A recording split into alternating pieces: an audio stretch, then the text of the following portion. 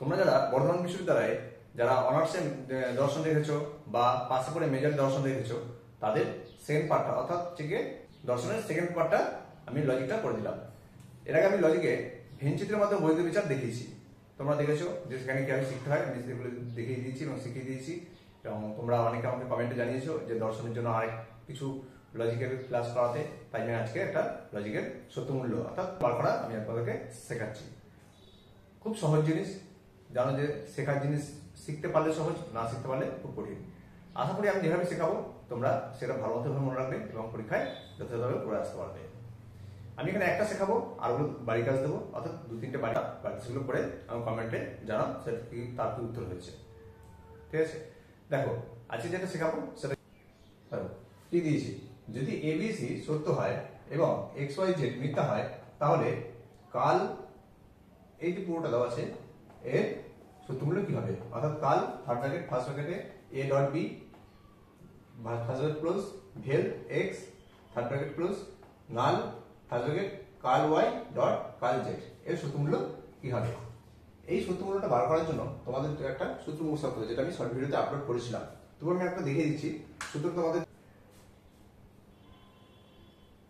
কালের ক্ষেত্রে টি থাকলে এফ হবে,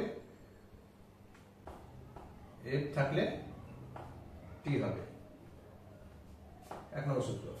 2 নম্বর সূত্র, ডটের ক্ষেত্রে টিটি থাকলে টি হবে। 3 নম্বর সূত্র, নালের ক্ষেত্রে টিএফ থাকলে এফ হবে। ভেলের ক্ষেত্রে এফ থাকলে এফ হবে, 5 নম্বর।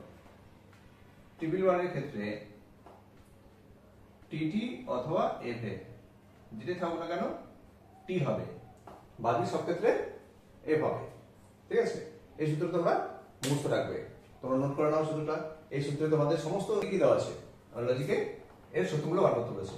ফার্স্ট কি করবো আমরা, ফার্স্ট কাল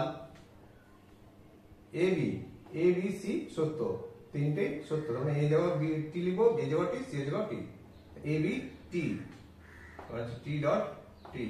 ভেল XYZ মিথ্যা, মিথ্যা। নাল কাল Y XYZ মিথ্যা, কারণ হচ্ছে এফ ডট কাল এফ। আমি কি করলাম, এই অনুযায়ী মানগুলো সত্য মিথ্যা কোনটা বসিয়ে দিলাম। এবার কি করবো, সমাধানে করি। টিটির ক্ষেত্রে কি লিখতে হয় বলতো, যে ডটের ক্ষেত্রে টি থাকলে টি হয়, ভেল এফ বসে গেল। অঙ্ক যেরকম করি আমরা অঙ্কের মতনই সেম সমাধান একটা একটা করে করতে হবে। কাল এফ, আমি কি বলেছি, কাল টি থাকলে এফ হবে, এফ থাকলে টি হবে, তাহলে কাল এফ টি হবে ডট কাল এফ হচ্ছে টি হবে। তারপরে কাল,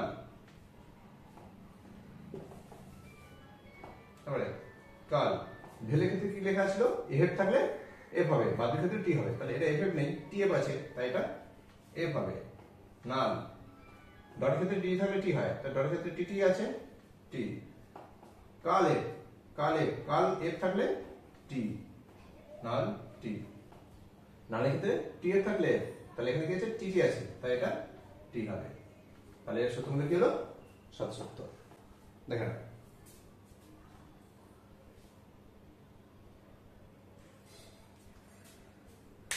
দেখো, লজিক এইভাবে তোমরা বাড়িতে প্র্যাকটিস করো।